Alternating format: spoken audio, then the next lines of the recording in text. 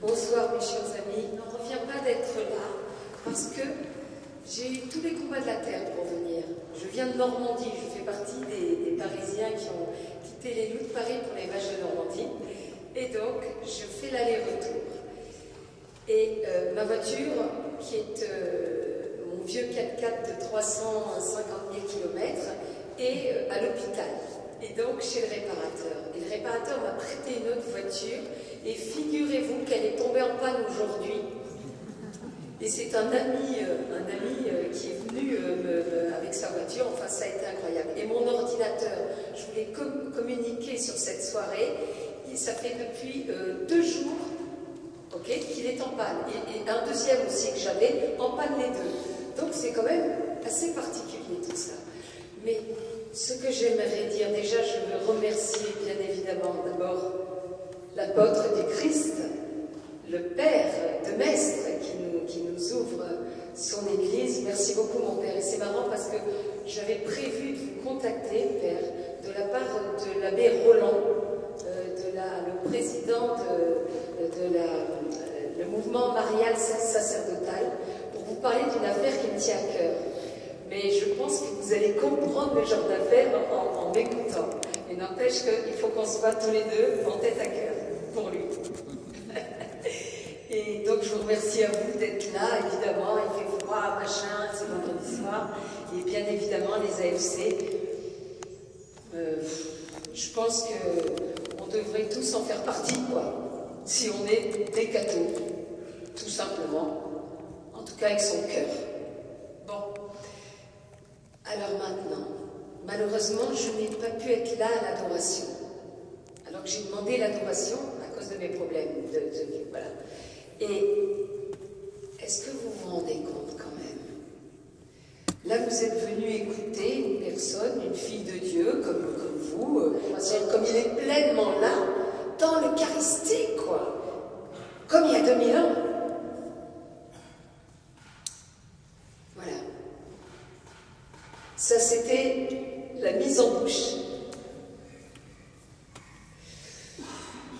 Bon. Alors, c'est très simple.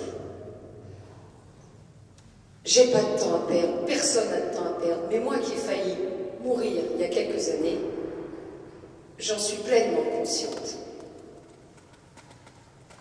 Et je me sens en sursis, mais finalement on est tous en sursis. Même un bébé qui vient de naître, il est en sursis. Et même si on vit 100 ans, on est en sursis. Par rapport à l'éternité, c'est rien. Et la vie, c'est 3 petits tours et puis s'en vont. D'où l'importance de vivre en état d'urgence, mais non pas dans une peur mortifère, mais pour se recentrer juste sur l'essentiel. Et l'essentiel, c'est quoi? Nous qui avons la foi, qui sommes en recherche de Dieu, on sait que l'essentiel, c'est lui. C'est notre Dieu d'amour. Et c'est d'essayer de se recentrer sur sa volonté. Sa volonté qui est là pour nous guider comme des enfants, non pas pour faire un acte de pouvoir. C'est notre papa, il sait ce qui est bien pour nous. Et voilà, je laisse parler mon cœur, je n'ai rien préparé, je m'abandonne juste à l'Esprit Saint.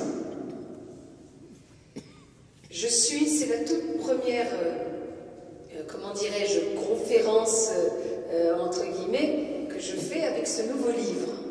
Aux âmes citoyens, Apocalypse Now. Et ce livre n'était absolument pas prévu. J'étais partie pour faire un deuxième long métrage qui n'était pas chrétien, enfin qui avait de bons sentiments. C'est une histoire d'amour, une espèce de Roméo et Juliette des temps modernes, avec le coproducteur de David Lynch, d'Almodovar, qui a eu plusieurs Oscars aux États-Unis. Donc du lourd. Moi je devais être coprod, réalisatrice et scénariste de ce film qui s'appelle Larmes blanches, les larmes au pluriel qui coulent. Et c'est un gros coup commercial en plus, passe-partout, qui parle d'amour, ce monde en a besoin à travers une histoire passionnelle, et voilà. Et ça remonte à août, non pas de cette année, mais donc il y a 1 an, je sais pas quoi, et 5 mois. Et c'était pendant le mois de juillet, on se voit. Et on devait se retrouver après à la rentrée, en train de me dire, je vais siroter mon deuxième long métrage, dans la joie quoi, de ce deuxième long métrage avec ce grand producteur, youpi et tout. Et puis tout le monde me disait, Nathalie, tu parles trop de Dieu, tu as déjà fait un premier film pour une cible particulière, des gens qui étaient en dehors de l'église et qui apportaient des tas de fruits, des tas de conversions par milliers. Hein. Tu as écrit un livre qui s'appelle Pour ses beaux yeux, alors qu'on t'avait dit arrête de parler de Dieu et tu as remis un livre qui va et tu as fait 2 ans pratiquement de témoignages avec ce livre qui est en best-seller, Pour ses beaux yeux, le premier, où je raconte mon accident et ma rencontre avec le cœur de Jésus. Et là maintenant, il faut que tu fasses un truc vraiment neutre, surtout pas estampillé chrétien, catho, tout ça.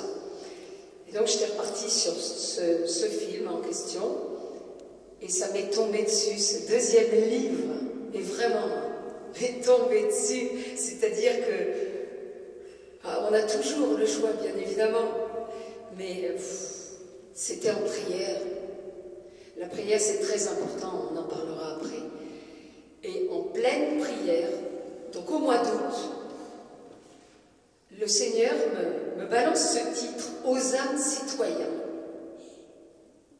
Et tout de suite, prends ton stylo. Mais vraiment comme ça, vous savez, on fait la distinction quand c'est nous qui délirons tout seuls ce qu'on aimerait entendre ou sa projection personnelle, et quand c'est vraiment le Seigneur qui nous parle, on fait la différence.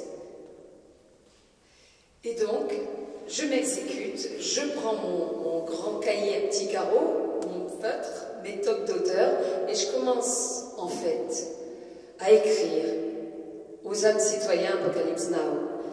Et je découvrais, en même temps que j'écrivais, je découvrais vraiment ce livre. Et heureusement que le Seigneur ne m'avait pas montré tout ce temps. Il allait me faire parler dans ce livre, parce que j'aurais eu peur, parce que je me serais peut-être bloquée comme un âne, quoi, en bas de l'Everest, qui se dit, mais jamais j'y arriverai. Donc c'est très important ce que je dis, parce qu'il faut comprendre comment est né ce livre, et pourquoi je suis là ce soir, et pourquoi, comme m'a dit Jérôme, excusez-moi, j'ai l'accent du Sud, donc Jérôme, quelqu'un d'autre, une robe rose, je suis méridionale. Et attends, j'ai perdu. Enfin, oui, comment est arrivé tout ce que je fais, cette décision de mettre en stand-by. Donc le producteur, j'ai écrit le livre en 4 mois très rapidement, et après j'ai fait des petites corrections, voilà. Puis le temps qu'il sorte avec l'éditeur, bon, et je me retrouve là pour la toute première fois. Et c'est un appel. Je réponds à un appel. Je suis intermittente du spectacle, je suis arrivée en fin de droit. D'un coup, je n'avais qu'à faire la belle avec mon nom écrit sur mon fauteuil avec ce deuxième film, et je privilégie cet appel. On va voir si c'est jouable. Je l'espère. Si c'est la volonté de Dieu, ça sera jouable. Voilà. Donc je laisse tout, quoi. Je mets tout en stand-by, et ce producteur, ça fait déjà la deuxième fois que je le fais patienter, donc petit à petit je prends des risques. Et petit à petit, quand on tape Nathalie Saraco, boum, on voit de moins en moins la réalisatrice de Sitsan, on voit j'ai vu le Sacré-Cœur de Jésus, et c'est un peu chaud, quoi. Hein. Au niveau de mon milieu du cinéma, clairement, je prends des gros risques. Donc, aux âmes citoyens, je vais vous présenter ce que c'est. Je me suis fait interviewer par un journaliste littéraire il y a 2 jours et qui avait lu le livre. Et d'ailleurs, c'est courageux, c'est pas du tout un média chrétien. Il a été interpellé, quoi, par le côté franc, direct, passionné, quoi, par le message. Ce bouquin, il aurait pu s'appeler « Réveillez-vous les gars ». Donc nous tous. Et en fait, il a défini mon livre comme un drame en 4 actes. Et finalement, c'est pas mal. C'est pas mal parce que ça parle de ce drame que vit l'homme avec lui, entre nous et avec son Dieu, depuis la chute du péché originel, nos très chers ancêtres, Adam et Ève. Première partie, donc premier acte, c'est en 4 actes aux âmes citoyens. Cette première partie s'appelle Le démon et ses contrefaçons. Et c'est vraiment un livre, attention, qui est adressé aux chrétiens et même aux hommes de bonne volonté. Mais, soyons clairs, il est adressé avant tout à nous, les catholiques. Parce qu'en réalité, les premiers à convertir et à évangéliser, c'est nous-mêmes. Au début, on était 12, la terre entière a été évangélisée. Maintenant, on est je ne sais pas combien, 1,2 milliard de par le monde. Et quoi qu'on en dise, soyons réalistes. La foi est en chute libre, précisément dans notre bonne vieille Europe. Donc, qu'est-ce que ça veut dire?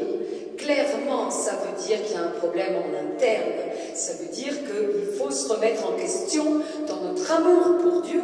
Parce qu'avoir la foi, c'est juste aimer Dieu et aimer ses frères. Parce que l'homme va pas sans l'autre. Être des passeurs de son amour pour nos frères, pour le monde. Et le jugement n'appartient qu'à Dieu. Ça n'est pas la peine de violer des enfants, d'assassiner des gens, de braquer des banques pour être pécheur. Le péché, c'est tout simplement de manquer d'amour par rapport à Dieu, parce qu'à un moment donné, on dit dans notre Père que ta volonté soit faite. Ça sous-entend non la mienne. Et quand on pêche, on se fait passer avant Dieu. Et c'est manquer d'amour par rapport à Dieu, ce qu'on appelle le péché, et manquer d'amour par rapport à nos frères. Donc tout ça se résume à l'amour. C'est pour ça que je pense qu'il faut qu'on fasse tous, et je m'inclus, je ne suis pas là à faire de la morale, à être une diseuse de leçons. Je suis vraiment un pauvre cancre pécheur, mais qui aime le Seigneur, qui l'aime profondément. Je suis amoureuse de lui, en fait. Je suis devenue Christ addict petit à petit. Parce qu'il y a eu un cheminement entre Nathalie, qui a eu cet accident de la route il y a 10 ans, qui a fait son film La Menthe religieuse, et ensuite un cheminement que je tiens grâce à la prière, grâce au sacrement de l'Église, grâce à la Vierge Marie. J'étais pas très mariale, et puis c'est le premier gros dossier que le Seigneur a mis en place, à traiter chez moi, après l'avoir rencontré entre la vie et la mort, après avoir rencontré son Sacré-Cœur, dans cet accident de voiture que j'ai eu à 130 sur l'autoroute, ok? Alors, cette première partie, elle parle de toutes les questions qu'on peut déjà se poser, notamment la première question, qui est s'il y avait un Dieu. Et ça c'est des choses que j'ai entendues, moi, depuis juste en gros 8 ans, enfin 5, 6 ans, je ne sais plus, que je passe ma vie en fait à témoigner. Alors, je dis, de mon état de metteur en scène, je me retrouve à courir les routes en représentante de commerce du Sacré-Cœur de Jésus. C'est pour ça que je me marre. Et il y a eu ce cheminement, quoi. Il y a eu ce cheminement. Et il y a eu tous ces gens, des milliers de gens maintenant que j'ai rencontrés dans toute la France, notamment avec le succès qui a été lui-même, l'éditeur parle de best-seller avec mon premier livre, Pour ces beaux yeux. Donc je me suis retrouvée au cœur de nous tous, quoi, de nos frères. Et on peut penser, parce qu'on est bien habillé, parce qu'on ne montre pas, parce qu'on est digne, on est fier et que soi-disant tout va bien, qu'on a le bon petit kit du bonheur, en fait on est tous dans la souffrance et dans la blessure. Et donc même nous, chrétiens, a fortiori ceux qui n'ont pas la foi, parfois on se dit, quand il nous arrive des problèmes, quand on a des maladies, quand on a des cancers, quand on voit ceux qu'on aime souffrir, quand on voit des êtres totalement innocents, des enfants, des mains, avoir des trucs horribles. Mais on se dit parfois, et quelque part c'est normal, c'est sain. Mais oui, Dieu, mais s'il y avait un Dieu, mais il n'y aurait pas toutes ces horreurs, le péché, la souffrance, la mort, les injustices. Ça n'arrête pas. Le monde transpire la souffrance. Et ça, c'est la première phrase qu'on disait déjà dans mon milieu du cinéma et que, en m'agressant presque moi, il est où ton Dieu? Regarde ce qui se passe. Et que j'ai entendu systématiquement depuis donc, je ne sais plus, 4-5 ans, depuis 2014, dans toutes mes rencontres avec nos frères et avec tout le monde. Alors c'est pour ça, il faut juste commencer par le commencement. On ne peut pas se tromper. Il suffit d'ouvrir la Sainte Bible et de prendre le premier. Au commencement, il y a marqué la Genèse. Et dans la Genèse, il y a quoi? Il y a Adam et Ève, nous tous. Parce qu'on ne peut pas comprendre qu'est-ce qu'on fait sur terre. On ne peut pas non plus comprendre qu'est-ce qu'est venu faire le Christ, nous racheter par son précieux sang, avec sa croix, si on ne sait pas ce qui s'est passé. Alors, simplement, donc tout ça c'est dans le livre, c'est dans Aux âmes citoyens. En gros, Adam et Ève, c'est nous tous, même s'ils sont bien distincts, mais c'est nous tous. À un moment donné, ils ont été faits par amour, nous avons été faits par amour, par ce Dieu d'amour, pour être pleinement heureux avec lui, totalement en phase, sans interférence. Il n'y avait pas le péché, il n'y avait pas la souffrance, il n'y avait pas la mort. Tout allait bien. Jusqu'au moment où le tentateur est venu à travers le serpent pour nous mettre à l'épreuve, pour vraiment, en fait, c'est le premier traquenard du démon qui est le père du mensonge et de la manipulation. C'est ça ses attributs à lui. Mensonge, manipulation. Et après, il y a toute une déclinaison. Hein, il est absolument, il veut copier Dieu, il est jaloux de Dieu. Sauf qu'il fait tout à l'envers, c'est le perroquet à l'envers. Dieu est amour, c'est la haine, Dieu est la vie, il est la mort. Dieu est la vérité, c'est le mensonge et la manipulation. Dieu est saint, c'est vraiment, j'allais dire, le pervers narcissique. Ce qu'on a fait, pour faire simplement. En fait, c'est comme en période d'un vote électoral. Si on vote à droite, on aura un gouvernement de droite, un président de droite. Enfin, c'est comme ça normalement que ça se passe. Si on vote à gauche, on a un gouvernement de gauche. Nous, quand on a écouté le serpent à travers vous savez l'histoire du fruit, Dieu vous connaissez le truc, Dieu vous a dit de ne pas goûter le fruit de tel arbre, parce que, en fait, il a sous-entendu que Dieu leur avait menti à Adam et Ève quand il est venu les tenter. Parce que sinon, il sait que vous aurez connaissance de toutes choses et vous aurez la connaissance de toutes choses comme Dieu et vous serez donc l'égal de Dieu. Donc, paf, là, il a fait très fort l'orgueil, boum. Et puis, pourquoi pas être l'égal de Dieu? Pourquoi pas dépasser Dieu aussi? C'est Sainte Thérèse qui disait que l'orgueil mourrait, Sainte Thérèse de Lisieux, que l'orgueil mourrait genre 15 minutes après l'homme. Ça veut dire que jusqu'au dernier moment, il est bien dans nos veines. Et personne n'est épargné. Il faut faire gaffe, d'où l'importance de prier, et de prier le Saint-Esprit, parce qu'on n'a aucun recul. Et donc, je reviens à cette première partie, l'enfer pavé de bonnes intentions. C'est tous les pots de banane que Satan nous dresse à nous, qui avons la foi, qui cherchons.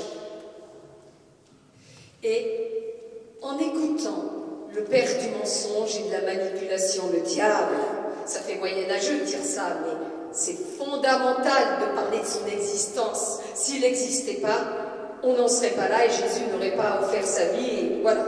Et je trouve qu'on n'en parle pas assez, vraiment. Parce que, justement, si on en parlait, on comprendrait bien que le problème, il ne vient pas de Dieu, mais de Satan. Et que Dieu, il nous aime à la folie. Et qu'il est l'absolu dans l'amour, dans la pureté, la vérité, la justice. C'est le Père. Et quel Père laisserait, et même à la limite, quelque part, en laissant ses participer, ses pactiser, quel Père se réjouirait de voir ses enfants pleurer, souffrir, crever? Aucun Père normalement constitué. Et Dieu, c'est carrément l'absolu dans l'amour, c'est le Père éternel. Donc, c'est qu'il n'est pas tout seul. Et donc, je reviens à ce que je disais, Adam et Ève. Adam et Ève. En désobéissant à Dieu, en écoutant le démon, en transgressant la volonté de Dieu quelque part, en manquant de confiance et d'amour pour notre Seigneur, on a voté pour le cornu. Et ça a donné quoi? Un gouvernement luciférien qui est loin d'être réjouissant. Parce que les conséquences du péché originel, donc Adam et Ève, nous tous, on vaut pas mieux qu'eux, d'accord? Ça a été quoi? La chute, avec comme conséquence la souffrance, la mort, les épreuves, le péché. Mes chers frères et sœurs, c'est important de parler du démon parce que, d'abord, c'est Jésus-Christ lui-même qui en parle. Quand on fait un petit peu l'effort de lire l'Évangile, notamment dans Saint Jean, l'Évangile, attends, c'est juste la parole du Verbe incarné. On ne peut pas dire qu'on est chrétien et puis faire l'impasse sur les textes, quoi, sur l'Évangile au moins, sur le Nouveau Testament. Ok, l'Ancien Testament, ça peut être rude et tout, d'accord, mais au moins de savoir de quoi il parle, lui, le Verbe incarné. Parce que surtout à notre époque, où c'est en gros la désinformation, où n'importe qui raconte n'importe quoi sur tout le monde, et particulièrement sur le Christ et l'Église catholique. Donc c'est très important, même un tout petit peu tous les jours, de faire l'effort d'ouvrir l'Évangile. Juste, franchement, 5 lignes, quoi. Enfin, je sais pas si vous pouvez plus 10, mais on en a besoin. C'est notre ciment pour être cette fameuse maison dont parle le Christ, construite sur le roc qui ne va pas s'effondrer à la première petite tempête gentillounette. Il faut se donner les moyens. Les moyens. Les moyens, c'est quoi? C'est les sacrements, confession, Eucharistie, prière. Et là, j'ai découvert le chapelet, alors que je faisais partie des Berthe le chapelet. Non, c'est pas pour moi. Ces prières répétitives, ça me saoule, quoi. Et en fait, c'est une grâce, un truc qui fait passer, de dire le chapelet, un truc d'intimité incroyable et avec vraiment, avec Dieu, quoi. C'est énorme. Et là, par exemple, aujourd'hui, j'ai pas eu le temps de le faire, je suis en manque.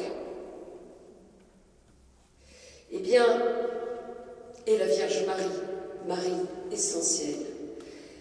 Alors donc, avec ce péché originel, avec Adam et Ève, on s'est retrouvés, et donc Jésus le dit lui-même dans Saint Jean, quand on lui parle de tout ça, il dit clairement, et c'est pas moi qui l'invente, Père, vous me corrigez surtout, n'hésitez pas si je dis des bêtises, hein, parce que moi aussi, je peux être complètement à l'ouest, hein, l'enfer pavé de bonnes intentions. Jésus, il dit, le prince de ce monde, c'est Satan. Il n'y a pas d'équivoque là, les gars, je suis désolée. Hein. Il dit, si mon royaume était de ce monde, on n'aurait pas pu mettre la main dessus. Et le prince de ce monde, c'est Satan. Voilà. Donc, c'est important de poser le décor, et c'est tout le propos de cette première partie, de ce premier acte, comme m'a dit ce journaliste, qu'on comprenne vraiment que quand on souffre, le Seigneur souffre avec nous. Quand on pleure, il pleure avec nous. Encore une fois, il suffit d'ouvrir l'Évangile, quoi, pour voir Jésus pleurer devant souffrance, des estropiés, son cœur qui frémit devant les horreurs, devant la mort. Lazare, il chiale carrément, c'est marqué dans le texte. Il pleure devant la mort de Lazare. Mais qu'est-ce qui se passe?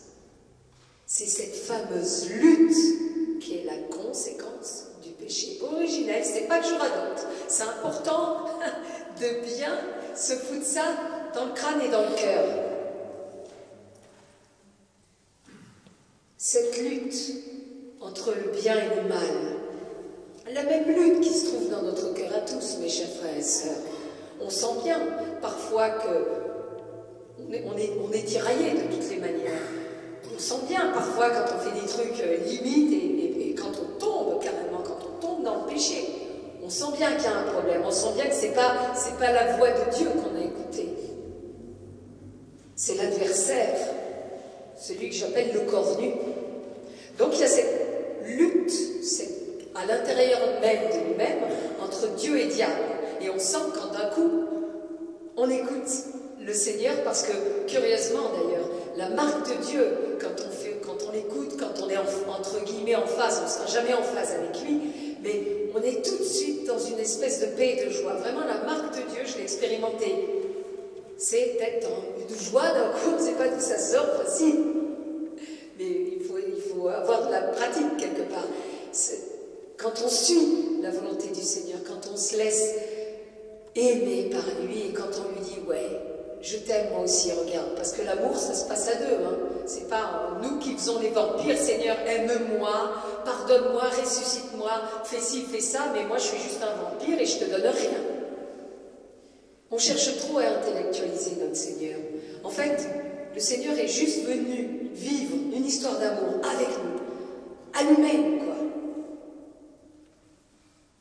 Et l'amour, ça se passe à deux. Et c'est pour ça que j'ai ce premier bouquin, je l'ai appelé Pour ses beaux yeux, parce que ses beaux yeux à lui, les beaux yeux du Christ. Donc le Seigneur, il nous console, il nous aime. Son sacré cœur est brûlant d'amour pour nous tous, qui que nous soyons avec Dieu, il n'y a pas de casting. Hein. Il veut tous nous sauver. Et chaque âme qui se perd est une goutte de sang du Christ qui se perd, et c'est une souffrance atroce pour le Seigneur. Et pour ça, il a besoin de notre réponse. Et cette guerre-là qui se passe entre le bien et le mal, elle est au niveau global, cosmique. C'est vraiment, vous savez, comme dans le film Star Wars, la guerre des étoiles, avec le méchant Dark Vador, le mauvais, les forces des ténèbres, et puis les gentils tout en blanc. C'est ce qui se passe depuis la chute du péché originel dans notre monde, à l'intérieur de nous et à l'extérieur. Et là, c'est clair que cette guerre spirituelle, parce qu'il n'est pas question d'armes, les armes dont nous disposons, c'est encore une fois l'amour. C'est pas d'aller faire des djihad, de tuer des gens ou d'obliger. L'amour ne s'impose pas. Quel homme, sous prétexte qu'il est tombé amoureux d'une femme, l'obligerait et lui dit « Ok, cocotte, je t'aime, alors je te demande pas ton avis, je t'emprisonne, je te mets dans une cave, et voilà, enchaîné, t'es obligé de m'aimer. » Ça, c'est tout sauf de l'amour. L'amour ne s'impose pas. Et Dieu, c'est ce qu'il fait avec nous. Vous vous rendez compte? Tellement il nous aime qu'il nous laisse le libre arbitre de lui dire oui ou non, et il va, en plus, lui le seul saint, il va jusqu'à mendier notre amour à nous tous, qui que nous soyons. Et c'est ça que j'ai vu quand j'ai failli crever, quand j'étais entre la vie et la mort, incarcérée dans cette voiture, en train de cracher du sang et tout, quand je suis partie de l'autre côté. Je me suis retrouvée face au Sacré-Cœur de Jésus, en larmes, pleurant et souffrant le martyre, et me disant que c'était à cause de nos, bien sûr, nos péchés. Mais je me rappelle quand j'étais petite et que parfois je désobéissais à mes parents, que j'aime profondément, que je faisais le mur, entre guillemets, l'image. C'est pas pour autant que je les aimais pas. Et après, franchement, j'en menais pas large et je demandais pardon, et voilà quoi. Donc il y a le péché, bien sûr, mais qui est terrible, aussi grave, peut-être même plus, par rapport au Seigneur qui fait souffrir le martyr. Vous savez, mes frères et sœurs, ça s'appelle, en réalité, la froideur, l'indifférence à Dieu.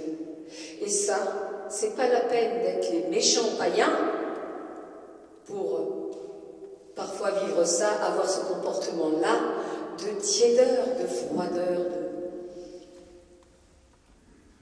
quelque part, oui, je crois en Dieu, machin, mais en réalité, il me laisse bien plus souvent froid que palpitant pour lui.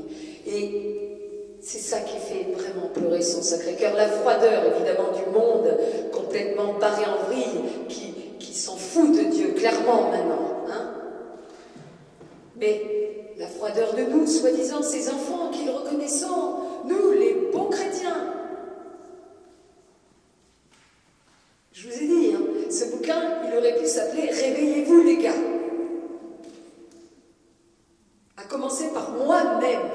Parce qu'en plus, il m'a été beaucoup donné, et je flippe, parce que je sais qu'il me sera beaucoup demandé. Donc je vous demande, quoi qu'il en soit, de bien prier pour la petite Nathalie. Donc, voilà. Ce monde dans lequel nous sommes, avec les souffrances, le péché et la mort, ça vient pas de Dieu. Ça vient du démon qui nous déteste comme il déteste Dieu. Et sa force au démon, c'est justement qu'on ne croit pas en lui, qu'on n'en parle plus. Même, franchement, je suis une grenouille de bénitier, d'accord? Je vais à la messe, bien sûr, non seulement le dimanche, mais dès que je peux, et même en Normandie, où il faut faire juste 20 bornes, parfois plus. Il fait froid, machin, je suis hyper frileuse. Voilà, j'y vais même dès que je peux, dès qu'il y a une messe, je me débrouille et tout, de me faire même quand je suis dans des rendez-vous à Paris, je me fais, comme je dis, un 5 à 7 avec le Seigneur, je me débrouille pour bloquer une heure pour aller en courant, me faire une messe et hop. Donc, ce qui est important en fait, ce qui est vraiment important, c'est de savoir que c'est pas lui, la souffrance, le mal et la mort. Et j'aimerais vous partager une histoire incroyable. Ça c'est du concret. C'est du concret, ça s'est passé. J'ai rencontré, enfin on m'a contacté via les réseaux sociaux. On m'a contacté pour une espèce de SOS, une petite gamine qui s'appelle Lola. J'en parle dans Aux âmes citoyens. Lola, la personne en question me dit « Sarako, je vous ai entendu parler de votre amour pour le cœur du Christ. Cette petite, elle a besoin de vous. Elle a vu des prêtres, elle a vu des naïfs, des super personnes, mais en gros, elle a envoyé valser tout le monde. Pourquoi est-ce qu'elle a envoyé valser tout le monde? Pourquoi elle était dans une colère farouche contre Dieu et tout ce qui pouvait un peu rappeler Dieu? Parce que la petite en question, qui était un canon en plus, la petite de 14 ans, 15 ans, je crois qu'elle a rendu son souffle de vie quelques mois après notre rencontre. Elle avait 16 ans ou elle allait avoir 16 ans. Ben Lola, elle avait juste une saloperie de cancer du cerveau et qui l'a courtisée depuis déjà l'âge de 13 ans en gros. Donc elle avait fait les chimios, enfin toute la valse horrible de tout ça, les hôpitaux, la nana. Et Lola, en fait, elle était à juste titre révoltée contre Dieu. Elle disait, mais enfin, s'il y avait un Dieu, mais pourquoi je vis ça? J'ai jamais fait de mal. Et sa famille et tout. Et donc, le petit cancre, représentant de commerce de l'amour de Dieu, c'est pas moi qui l'ai décidé, c'est vraiment lui qui est venu me chercher. Hein, parce que je peux vous dire, hein, c'est fatigant et voilà quoi, et ça nourrit pas. La preuve, je me retrouve au RSA maintenant, ok? Bon, eh bien, j'ai répondu à l'appel de ce type, je suis allée voir Lola. Et Lola, on s'est retrouvés toutes les deux, il y avait ses parents qui étaient avec nous dans la chambre, et je leur ai dit, laissez-nous toutes les deux. je ne me rappelle pas vraiment ce que je lui ai dit. C'était, je me suis abandonnée comme cet instrument que le Seigneur nous demande d'être tous à son service, des petits instruments, comme il dit le Christ, de vulgaires petits instruments. C'est pas nous qui faisons les choses. Tout est grâce, tout vient de Dieu. Il nous demande d'être des passeurs de son amour pour les autres. C'est tout. On n'a pas à être dans la gloire, dans l'orgueil mystique. Je fais ci, je fais ça. Non, laisse tomber. Si la grâce te quitte, tu fais rien du tout. Tu fais comme Adam et Ève. Et hop, dans la fournaise. Donc tout est grâce. Et donc, la petite Lola, je l'ai attrapée dans mes bras. J'ai fait vraiment l'instrument, c'était physique. D'un coup, je me suis mise, c'est dingo, hein, mais c'est comme ça, à l'aimer profondément, la petite que je connaissais David Adam. Et c'était pas juste de la sensiblerie, oh la pauvre, elle est mourante, elle peut mourir à tout moment, elle a le cancer. C'est de la sensiblerie. Non, non. J'ai laissé passer l'amour du Christ, du Verbe incarné, du Messie, du Fils unique du Dieu vivant, à travers moi. Hop là, l'abandon. Et croyez-moi, je flippais, je me suis dit, oh, mais qu'est-ce que je vais faire, pauvre minable que je suis? Qu'est-ce que je vais aller lui parler, presque faire la morale? La petite, elle est en train de crever, elle a plus de cheveux, elle souffle le martyre, elle n'en peut plus, quoi.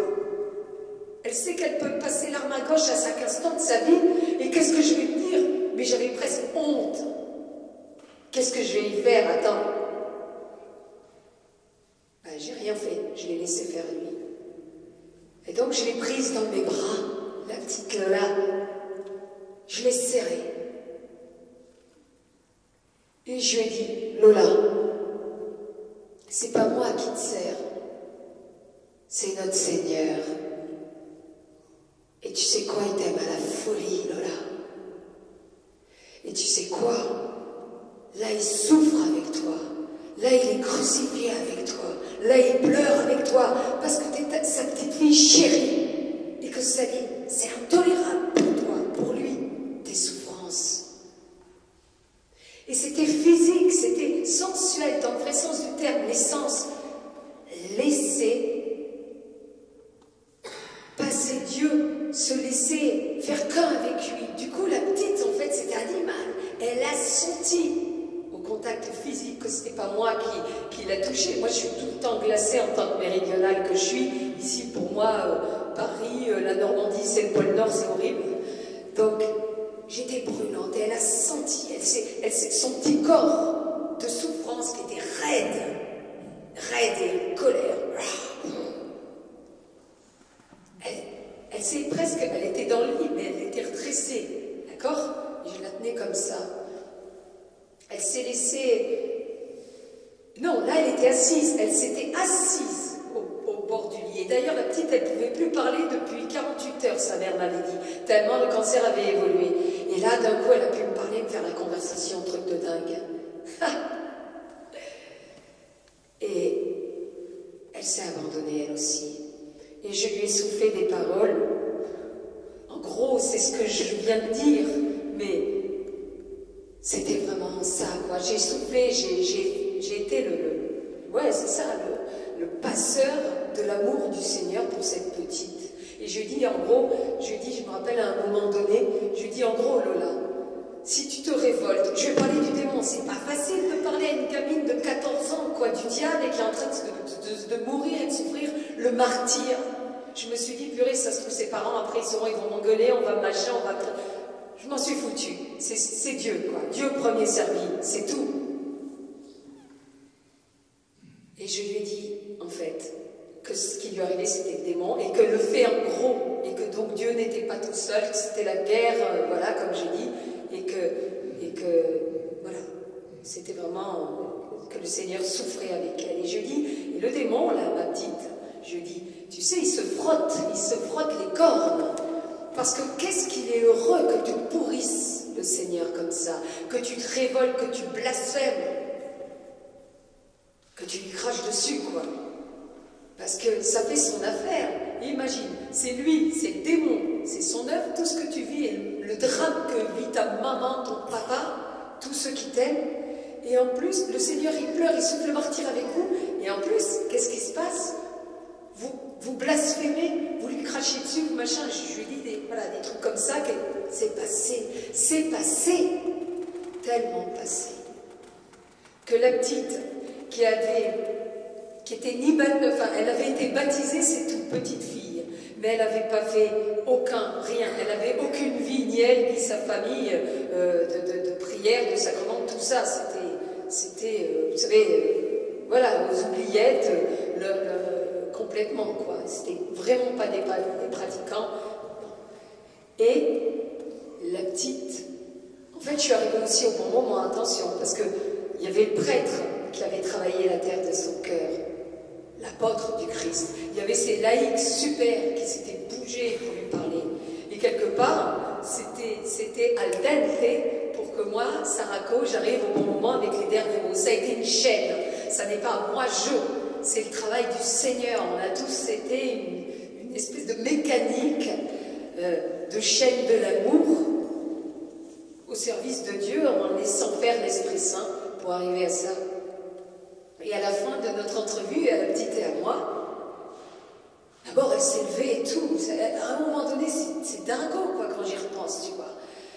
Elle s'est mise parce qu'elle jouait très très bien au piano, et d'un coup on sort de la chambre, toutes les deux. Alors, la mère qui a failli s'évanouir, la petite ne pouvait plus parler, elle ne pouvait plus se lever, plus rien.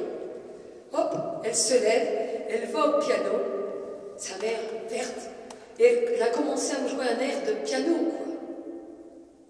Je l'ai enregistré avec mon portable. Incroyable. Et à la fin, je lui ai dit, mon petit cœur, ma petite sœur, et c'est vraiment ma sœur de cœur, hein, je le dis, et là je sais qu'elle est avec nous et elle porte déjà des fruits de dingo, je vais vous dire. J'ai dit, voilà, tu sais ce que je vais te demander? Alors elle m'a fait de l'humour, elle m'a dit, ouais, je crains le pire, un truc comme ça. J'ai dit, écoute, meuf, je lui ai dit, voilà, tu regrettes donc, tu es conscient que tu fais pleurer le Seigneur qui t'aime tant et c'est pas de sa faute. C'est comme si t'engueulais tes parents, ils y sont pour rien et Dieu encore moins. Alors est-ce que tu veux faire plaisir à ceux qui vous envoient toutes ces horreurs, le démon? Donc tu continues jusqu'à la fin et tout, et tu vas être de plus en plus dans l'angoisse, dans la colère, et ta famille aussi. Ou alors, tu reconnais qu'en fait tu t'es gouré de cible. C'est pas le Seigneur qu'il faut attaquer, qu'il faut pourrir, entre guillemets, mais c'est l'adversaire, le diable. Alors je lui ai dit, c'est très simple, si tu veux l'enquiquiner, lui, le diable, eh ben voilà ce que tu dois faire. Tu dois te confesser, et je lui ai expliqué vite fait ce que c'était. Tu dois communier, je lui ai expliqué, l'Eucharistie, Jésus qui est vraiment là, le remède, la chimio de l'âme. Et voilà, donc le curé, en fait, il faut le faire venir d'urgence pour tout ça. Est-ce que tu es d'accord? Elle m'a dit ouais.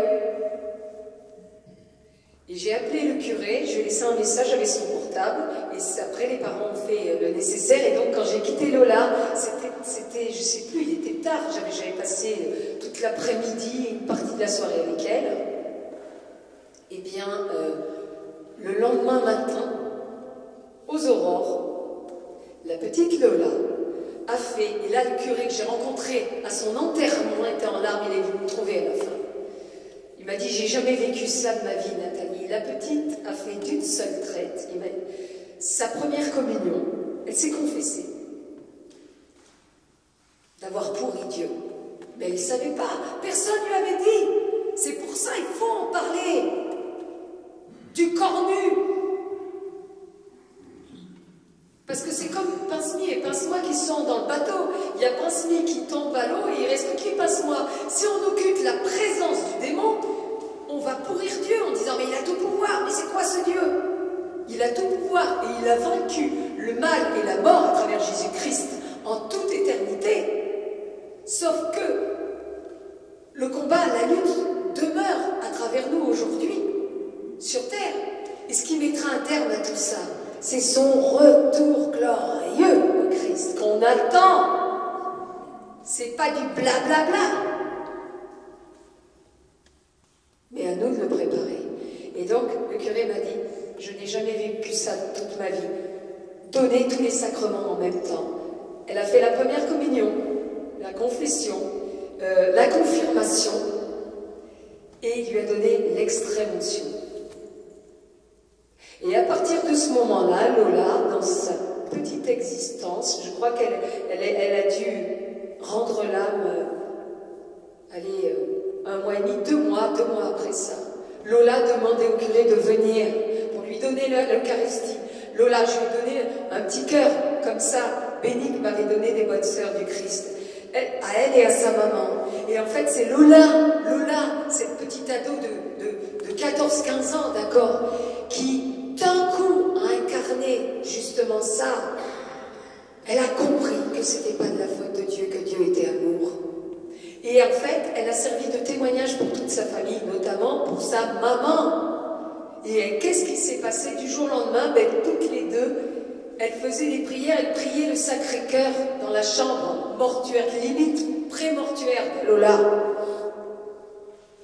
Et sa mère, je me rappelle quand je suis allée à l'enterrement,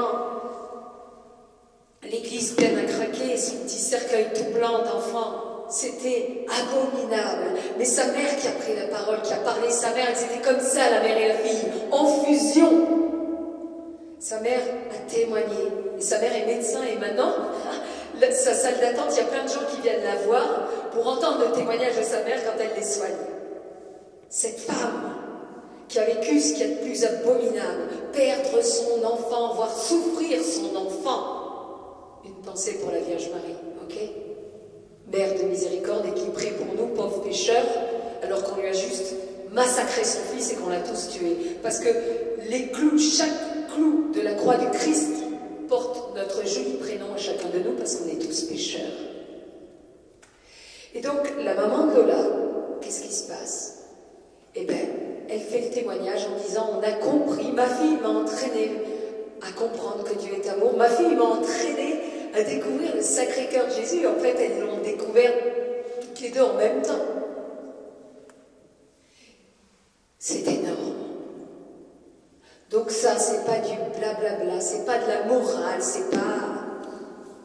Ça s'est passé. Et c'est très important. Et j'aimerais que ça vous serve aussi à vous, que vous puissiez. Notre terre et ce que nous vivons aujourd'hui. Donc cette deuxième partie, en fait, une fois qu'on a planté le décor dans la première partie en disant Satan, le maître de ce monde, tous les problèmes, les machins, mais en même temps avec la joie de Dieu qui est plus fort que tout. C'est pas du tout un livre accablant, au contraire, ça donne la pêche, il est joyeux et tout, parce qu'au bout du compte, on est vainqueur avec le Seigneur, et que notre vie a un sens, et que c'est Dieu, c'est l'amour et c'est le bonheur éternel, non seulement de notre côté, mais dès à présent. Le Seigneur veut notre bonheur dès à présent. Hein. Et cette deuxième partie, ça parle de... C'est une transposition, en fait, voilà, on va dire un constat de notre société aujourd'hui. En France, je suis française, je connais bien la France, mais en fait, aucun pays n'est épargné et tout ça, c'est dans le monde entier. Il y a des pays plus doués que d'autres, plus en avance, on va dire, pour faire n'importe quoi, mais tout ça est universel. Tout ça, oui, c'est universel, c'est mondial, quoi. Et cette deuxième partie, c'est tout simplement pour nous mettre en garde. Nous mettre en garde à travers plein de choses. Notamment, je vais dire qu'un seul truc. Après, vous découvrirez le reste dans le bouquin. Par exemple, et notamment par rapport aux jeunes, mais nous tous, le numérique. L'addiction qu'on peut vivre à cause, au numérique, la cape du numérique, c'est énorme en vrai. Il peut nous arriver des trucs durs. La pilule va mieux passer, on va mieux gérer ça que si d'un coup on perd son petit iPhone ou que d'un coup l'ordinateur est en panne ou machin. On voit bien, même pendant les messes, moi je vois des gens qui n'arrivent pas, alors que ce sont des frères, des chrétiens, cathos à la messe.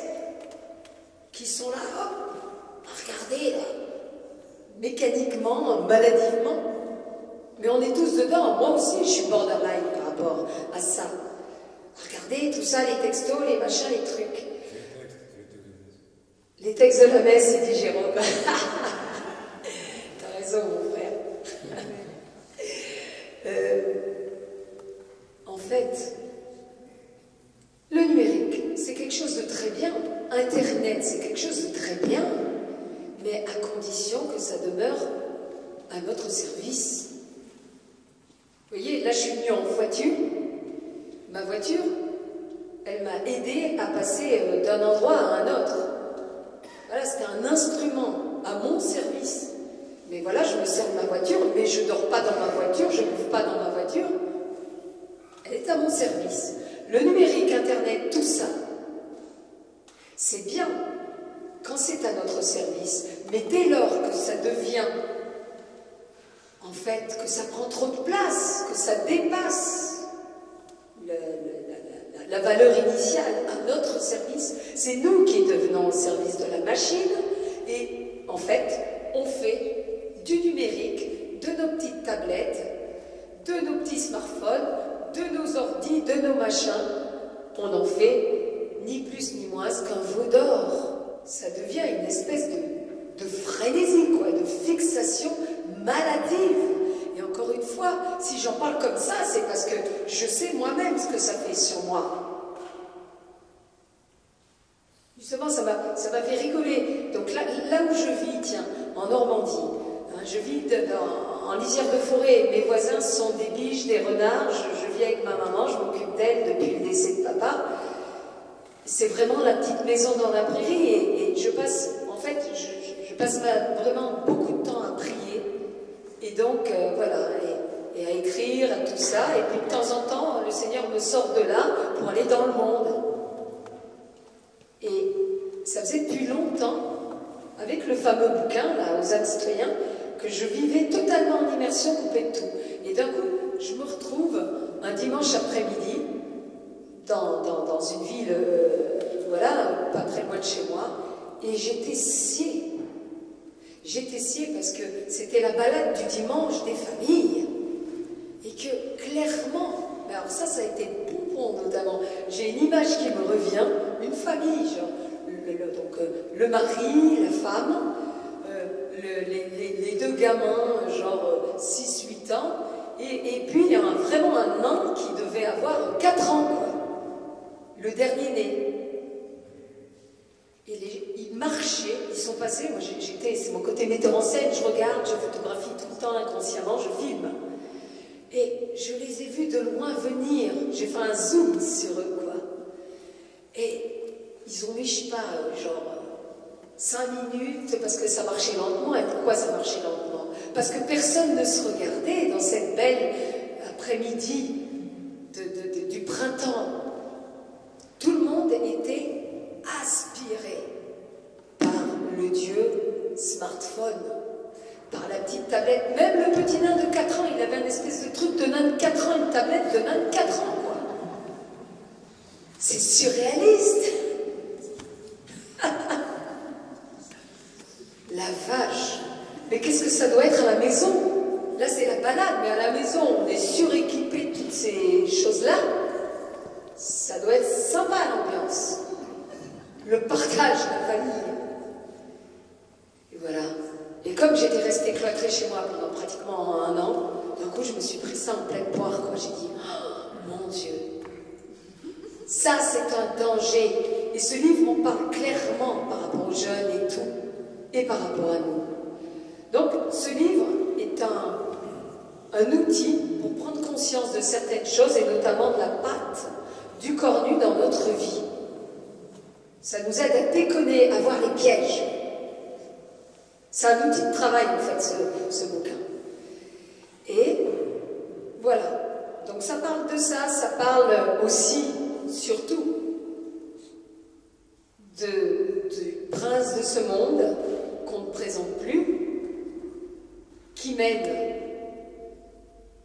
une guerre farouche à l'humain, bien sûr. Il nous déteste parce qu'à cause de nous, il s'est barré du paradis, quoi.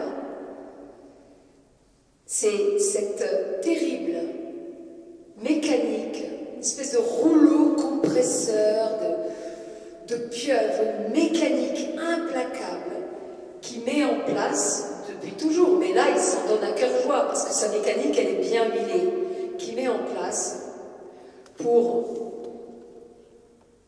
effacer le nom de Dieu, le sortir petit à petit de nos consciences, de notre cœur. Et au bout du compte, pour détruire ce que j'appelle l'esprit unique, donc cette mécanique mise en place à travers dans tous les domaines en fait, qu'ils soient même religieux, l'apostasie dans l'Église. L'apostasie dans l'Église, c'est l'abandon de la vérité. C'est-à-dire, en gros, tiens, un exemple du démon dans le bonbon, c'est un de mes chapitres. C'est en gros, tiens, le dialogue interreligieux. C'est très bien, et c'est fondamental le dialogue interreligieux, surtout en cette période complètement électrique. C'est très bien le dialogue interreligieux. Oui au dialogue interreligieux, mais non à une nouvelle religion interreligieuse. Ça veut dire quoi? Ça veut dire que, soi-disant sous couvert de bons sentiments, le démon dans le bonbon, le démon et ses contrefaçons, ça veut dire sous couvert de bons sentiments, de vouloir mettre la paix, quelque part au passage de jouer au vizir à la place du vizir. Dieu n'arriverait pas à mettre la paix, mais nous on sait comment mettre la paix. C'est très simple. Hein, pour faire ami-ami avec tous nos frères d'autres confessions religieuses. Ben, c'est très simple. On va, au lieu d'annoncer le Christ rédempteur, le Verbe incarné, qui est la porte, encore une fois, c'est l'évangile. J'invente rien. Le curé me tient à l'œil pour me corriger. Bon. En fait, c'est de mettre Jésus-Christ au rang de prophète, pour pas bousculer nos frères. Mais petit 1, c'est juste cracher sur la croix. Il n'est pas un prophète, il est la porte qui mène jusqu'à Dieu, le Fils unique du Dieu vivant, et c'est juste grâce à sa sainte croix, à son précieux sang, que nous sommes sauvés. Sans Jésus, pas de salut. Il faut bien se mettre ça dans la tête. Le nouvel Adam, lui, d'où l'importance de bien penser à Adam et Ève, péché originel, nous tous. Donc, ça veut dire, Jésus, tu dis des bêtises. En fait, quand tu dis que tu es l'unique berger, que tu es la porte qui mène jusqu'à Dieu, c'est des conneries. C'est pas vrai. C'est pas vrai. Toutes les religions se valent. Pas la peine de te reconnaître. Alors, toutes les religions sont à respecter, tous nos frères religieux. Mais sans le Christ, tout le monde irait cramer en enfer, nous, les premiers.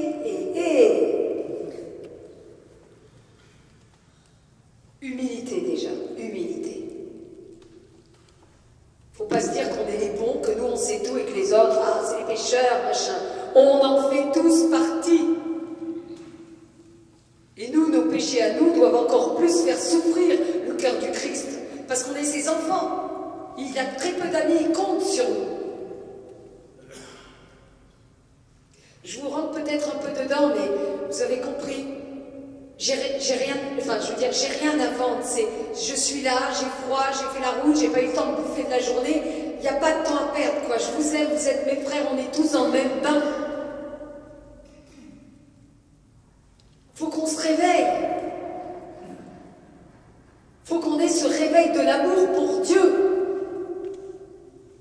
Et qui passe par l'amour des autres. Et que si on aimait tellement nos frères et sœurs d'autres confessions religieuses, eh bien, on leur dirait, moi, vous voyez, je suis à fond catho, vous l'avez vu.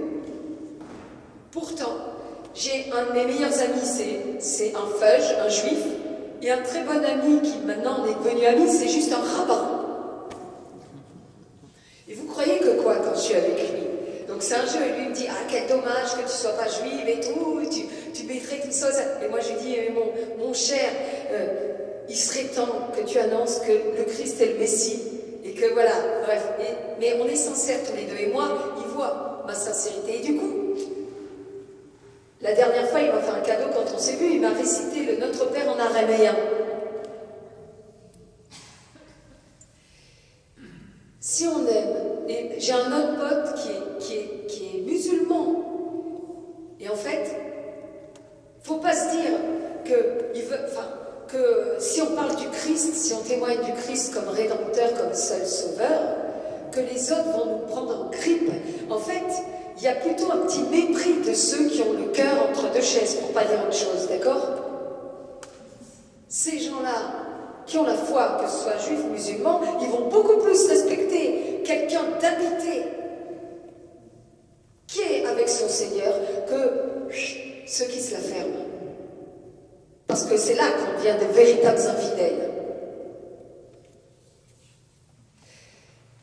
Et donc, si on aime nos frères et sœurs d'autres religions, c'est un devoir. Si on a la foi, évidemment, si on n'a pas la foi, on s'en fout, on n'aime pas plus Dieu que les autres. Mais si vraiment on aime Dieu et ses frères, ben excusez-moi, on doit leur dire, avec amour, les mettre au courant. Il n'est pas question de les obliger de partir avec l'épée et tout ça. C'est absolument le contraire. En fait, il faut leur donner envie de Dieu.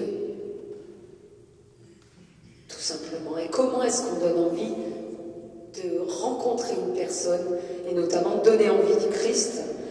Ben, en vivant une histoire amoureuse avec lui. Vous savez, c'est comme quand quelqu'un est amoureux d'une personne, les autres copains vont dire « Attends, toi t'as rencontré une nana, t'es amoureuse, ça se voit. Ah bon, comment ça se voit? Mais t'as la banane, t'es là, youpi, des étoiles dans les yeux. » Et du coup, ils disent « Présente-la-moi, et tout.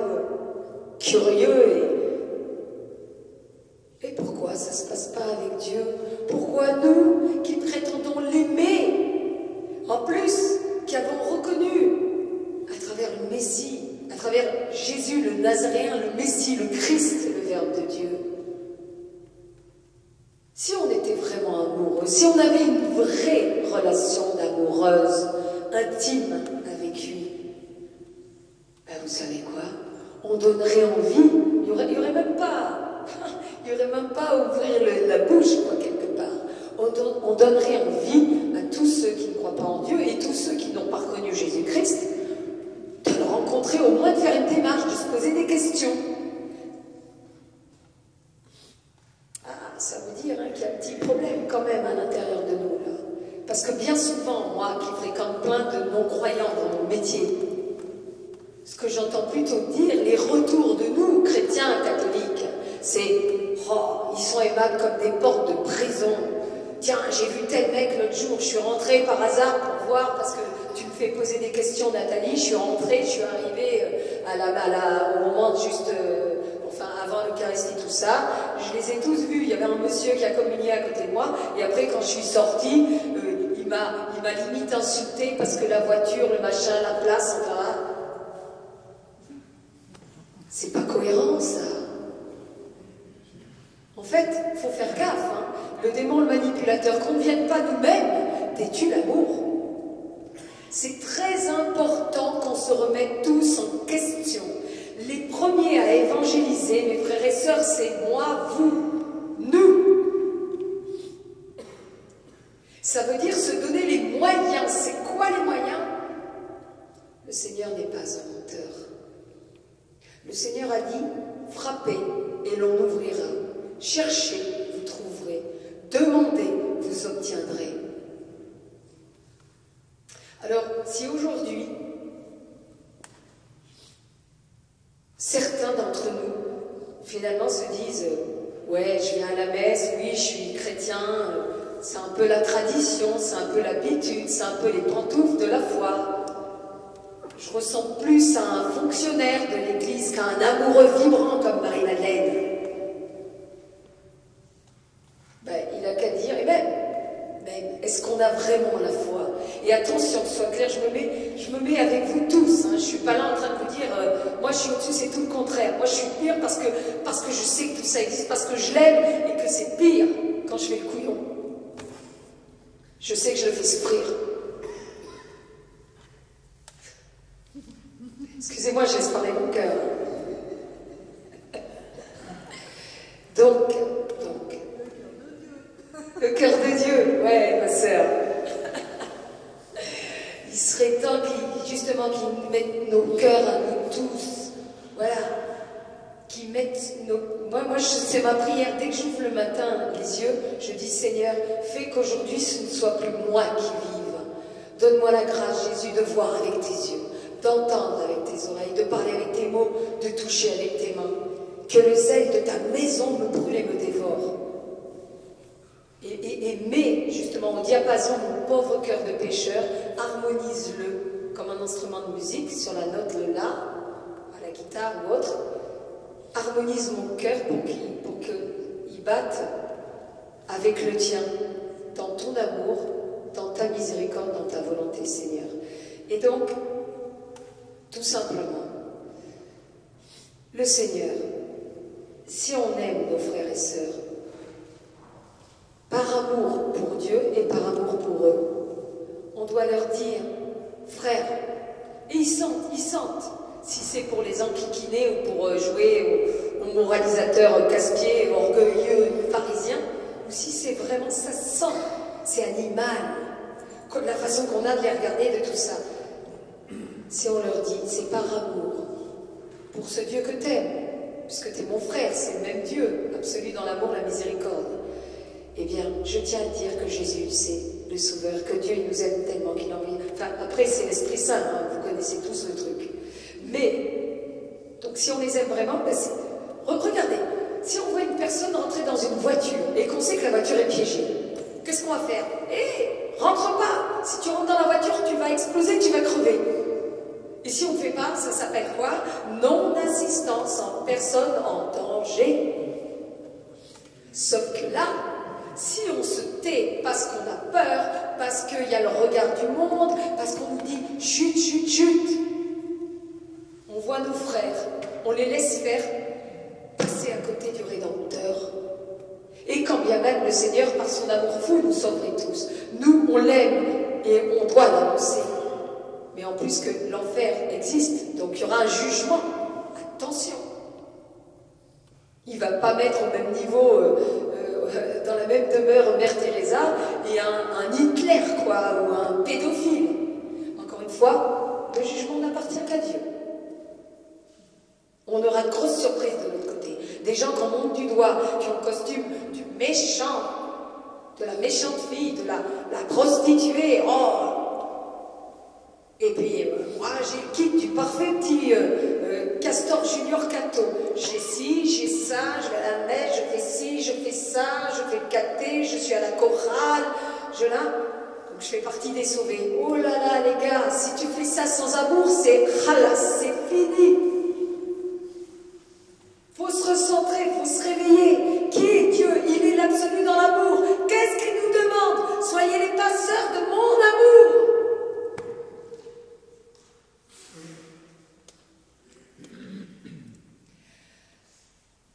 Donc, si on ne dit pas à nos frères, on fait non-assistance en personne en danger de mort éternelle. Ok? Maintenant, comment donner envie de Dieu et comment toucher le cœur de nos frères? En s'abandonnant au Seigneur, c'est tout. Et pour ça, il faut se donner les moyens de faire cette rencontre amoureuse. Et je reviens à ce que je disais quand Jésus dit « Demandez, vous obtiendrez, frappez, on ouvrira ». Lui parler, la plus belle des prières, c'est les mots, c'est l'expression du cœur.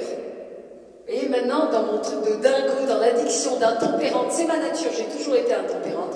Mais avant, c'était pour ma gueule, j'étais passionnée pour ma gueule, et je faisais, voilà tout ça. Le Seigneur n'a pas voulu me changer, il ne veut pas nous changer, il veut rebondir sur notre nature pour la transfigurer. Donc il m'a rendu, il m'a transfiguré mon intempérance en intempérante amoureuse de lui. Ce qui fait que je suis là ce soir avec vous, d'accord? Et donc, il vous invite tous à être intempérants, d'amour pour lui. J'en ai pour 5 minutes. Si c'est une façon polie de me dire arrête, j'en peux plus, d'applaudir. Je rigole. C'est vrai, vous m'aimez?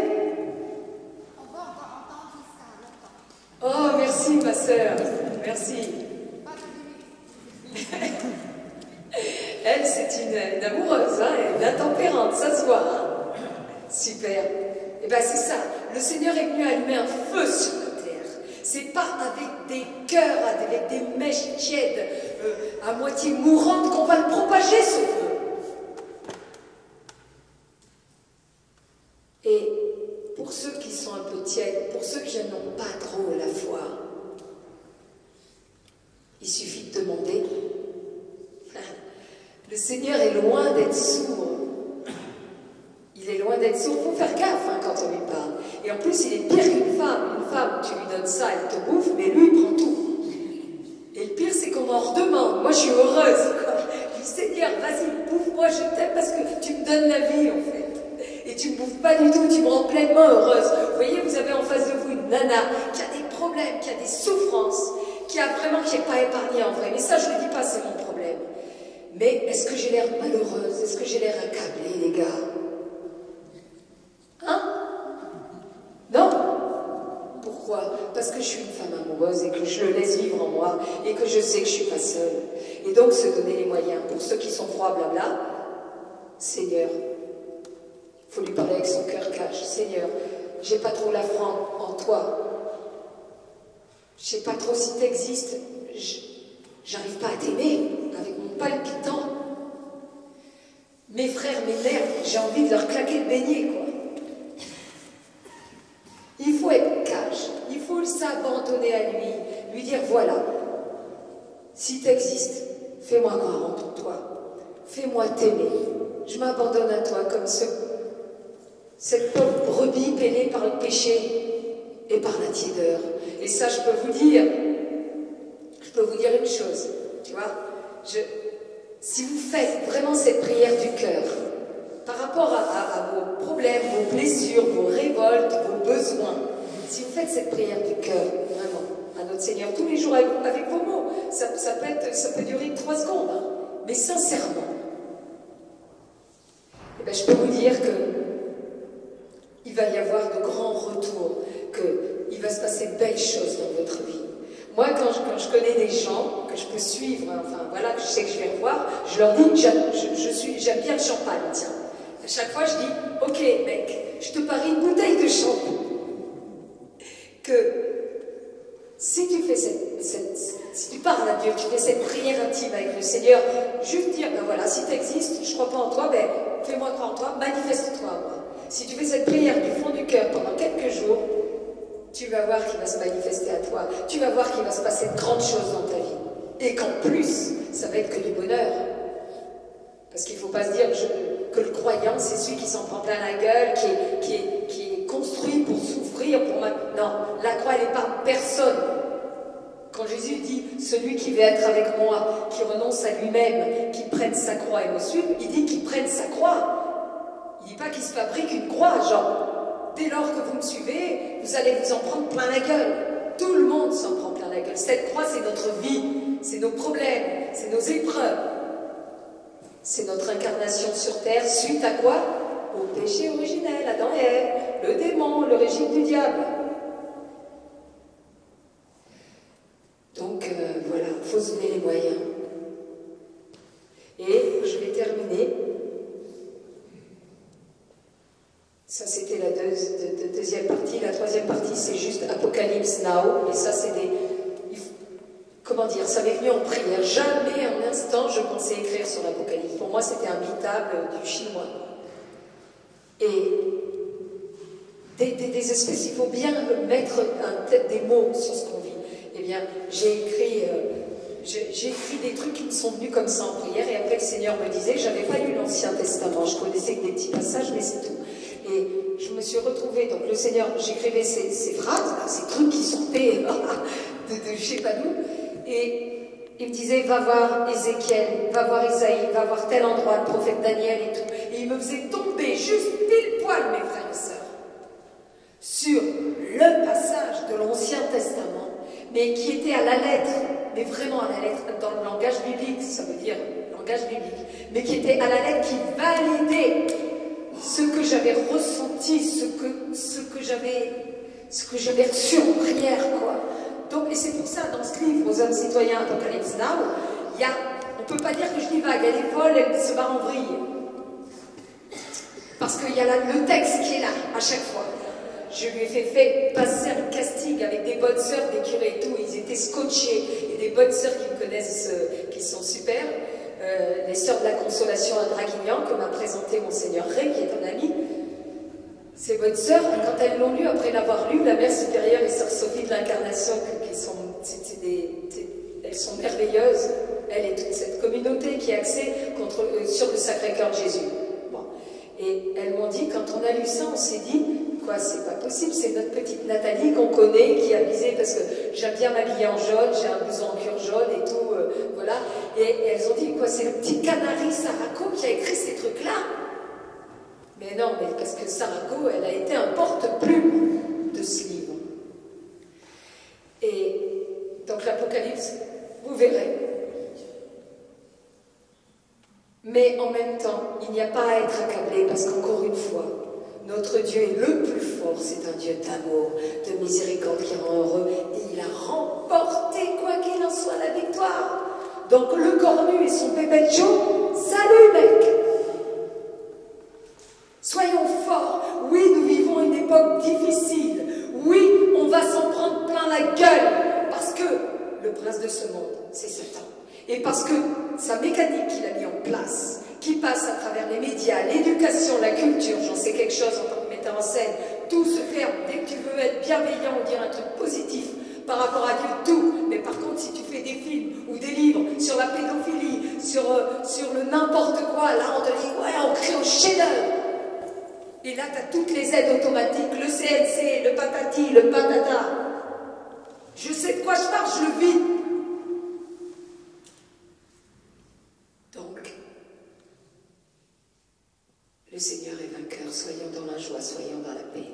Et là, le quatrième acte, comme dit ce charmant journaliste, c'est aux âmes citoyens. Quels citoyens? Évidemment, nous tous les fils de Dieu, on est tous des créatures, on est tous ses enfants. Même si on ne croit pas en lui, lui il croit en nous. Et il nous aime à la folie, qu'on soit un apprenti saint ou un sale type. C'est pour ça que si Dieu nous aime tous, nous, on doit aimer ses frères, nos frères. Et pas d'un coup lui foutre le costume méchant pécheur. Ah, ne m'approche pas. Mais qui tu es, toi, devant Dieu? Tu l'as juste crucifié et tu crois que t'es saint, mais réveille-toi, quoi.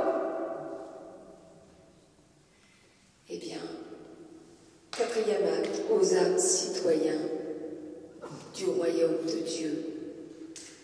Nous, soi-disant, qui prétendons l'aimer. Il y a quand même, tiens, je conclue en vous posant une question, d'accord? Une question avec moi, ça peut durer 2-3 minutes quand même. Est-ce que vous croyez en Dieu? Quoi? Oui? Oui. Ok. Est-ce que vous l'aimez? Oui. Oui. Ok. Alors, pourquoi Jésus-Christ a dit « Quand je reviendrai sur terre, trouverai-je encore la foi ?» Il y a quand même un truc pas simple là-dedans, un peu qui cloche. On a la foi en lui, on l'aime. Mais est-ce qu'on l'aime assez? C'est là qu'un petit check-up, un petit audit personnel de nos âmes dans la lumière de l'Esprit Saint s'impose. Pour nous tous. Parce que si vraiment on avait la foi en lui, en notre Dieu d'amour, Père, Fils et Saint-Esprit, si vraiment on croyait à tout ça, si vraiment on était sûr que Jésus est pleinement là, glorieux, dans l'Eucharistie, nous et notre 1,2 milliard de chrétiens que nous sommes, mais attends, la terre entière deviendrait le paradis, donc la foi est en chute libre. Les églises se vident. C'est bien beau de dire « Oh, encore une église qui est détruite, transformée en discothèque. » Ou alors « Oh, une nouvelle mosquée. » Mais attends, est-ce qu'on fait ce qu'il faut pour remplir les églises? Est-ce qu'on l'aime, nous, Dieu? Est-ce qu'on donne envie d'aimer Dieu? Est-ce qu'on donne envie de lui? On a tous notre participation aux âmes citoyens, nous, ses enfants. Il a très peu d'amis. Il compte sur nous. Qui va le défendre? Qui va le faire connaître, le faire aimer? capables, les gars. Et vous savez, c'est pas la peine d'être metteur en scène, de faire des films, des livres, des claquettes pour avoir une mission. On a tous une mission. Il suffit de demander à Dieu quelle est ma mission, qu'est-ce que t'attends de moi? C'est tout. Même un gravataire mourant sur un lit d'hôpital, il a une mission. C'est-à-dire dans sa façon d'offrir ses souffrances pour dire à Dieu je t'aime et en communion pour le pardon de ses frères qui sont à l'ouest, ou bien de se révolter. On a tous une mission. Le Seigneur compte tous sur chacun de nous. Il n'y a pas de petite mission, il n'y a pas de petite personne, il n'y a pas de petite vie. On est tous uniques et il nous aime tous. Donc voilà, c'est très important dans ce quatrième acte de se servir des armes en question que Dieu nous propose, c'est-à-dire petit 1, l'amour, tout faire dans l'amour, essayer de devenir l'amour, de se laisser complètement habiter par notre Dieu. Donc tout doit être fait au nom de l'amour, ce Dieu d'amour, par amour pour Dieu et par amour pour nos frères. L'amour, les âmes. 1, l'amour, et dans tout le reste, dans tout. L'amour, les sacrements de l'Église. Vous vous rendez compte, nous on est cathos, purée. Attendez, la confession. Mais c'est énorme la confession. Puis ça veut dire en Christ, quand je vais me confesser, ça veut dire je crois que tu es le sauveur, je crois en ton sang qui me lave de mes péchés, je crois en ta vie, ta mort et ta résurrection qui me donne la vie éternelle. Et encore une fois, c'est pas la peine d'avoir tué des gens pour aller se confesser. Il suffit juste de manquer d'amour, et on manque d'amour sans arrêt en vrai. Enfin, et moi la première, d'accord?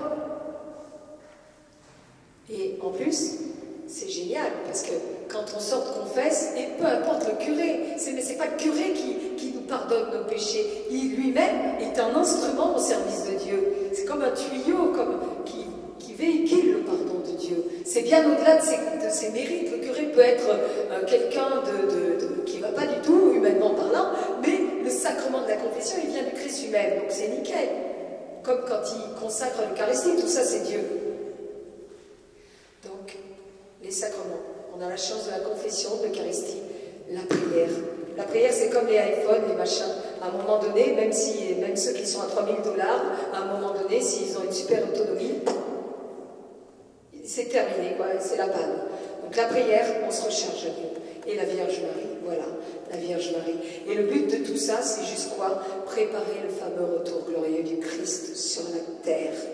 Et qu'est-ce que dit Jésus encore une fois? Il dit, demandez, vous obtiendrez, cherchez, vous trouverez. Et si on se mettait tous, et je termine vraiment là-dessus, si on se mettait tous, nous les chrétiens, à l'intérieur même de l'Église, je parle même pour nous, juste catholiques, imaginez un peu, quand Jésus dit, vous êtes 2 à prier, en mon nom, je suis parmi vous. Demandez, vous obtiendrez. Et si on se mettait tous ensemble, à se rassembler pour prier, pour implorer le Père Tout-Puissant de bien vouloir hâter le retour glorieux de son Fils Jésus-Christ sur terre, pour l'établissement du règne de Dieu, pour que le mal, la souffrance et la mort disparaissent à jamais de nous, que toute larme soit effacée du cœur des hommes et du cœur de Dieu. Imaginez, quoi, une espèce d'impulsion, de dynamique, de mouvement, enfin peu importe le terme, on s'en fout, mondial. Si on se mettait à prier le Seigneur pour dire Père, justement, ça sera un super bon moyen en plus pour échapper à toutes les abominations qui vont nous tomber sur la gueule avec l'Apocalypse. Dire Seigneur, par les mérites infinis des très saints cœurs de Jésus et de Marie, réunis les deux ensemble, c'est une sacrée force incontournable. Par les mérites infinis des très saints cœurs de Jésus et de Marie, daigne hâter dans ta miséricorde le retour glorieux de ton Fils Jésus sur terre, afin que ton nom soit sanctifié, que ton règne vienne, et que ta volonté soit faite sur la terre comme au ciel. Amen. Vous croyez que quoi? Que le Seigneur va rester de glace comme un autiste à cette prière? Enfin, quand on lit la Bible, combien de fois le Seigneur il en a ras-le-bol de nos bêtises? Et franchement, c'est le Dieu de la patience et de la miséricorde, sérieux.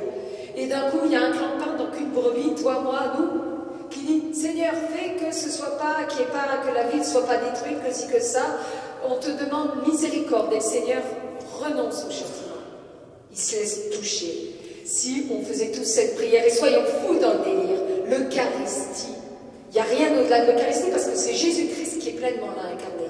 Si on se mettait à offrir des messes, déjà qu'on se retrouve ensemble dans cette intention-là, ça nous réveillerait déjà. On se retrouve, on l'aime, on est avec lui, aux âmes citoyens du royaume des cieux.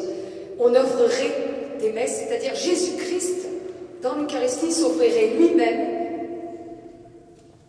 pour implorer la miséricorde du Père pour son retour glorieux. Vous imaginez les conséquences de ça? Et je veux juste terminer là, et je termine pour de bon. Ces fameuses messes, les petites bonnes sœurs là, de la consolation, de Draguignan, elles ont commencé spontanément à les célébrer. Ça va être la 3e messe du retour glorieux du Christ. Alors on sait que dans chaque Eucharistie, il y a ça d'inclus. Que ton règne vienne, enfin c'est pour le retour glorieux du Christ. Sauf que c'est pas une messe offerte exprès dans cette intention. Les petites sœurs, elles ont commencé à faire ces messes. Et là, il y a un super prêtre qui s'appelle, il a juste lu le livre aux âmes citoyens. Et il m'a dit, il s'appelle le père Dominique Duthène. Et ça, je vous dis, mes frères et sœurs, si vous avez besoin d'un remontant, d'un sniff d'Esprit Saint, allez sur Internet, il a une chaîne YouTube, d'accord? Dominique Duthène, D-U-T-E-N. Vous allez voir ses homélies. Waouh, les gars, moi je suis une naine à côté de lui, un avorton de rien.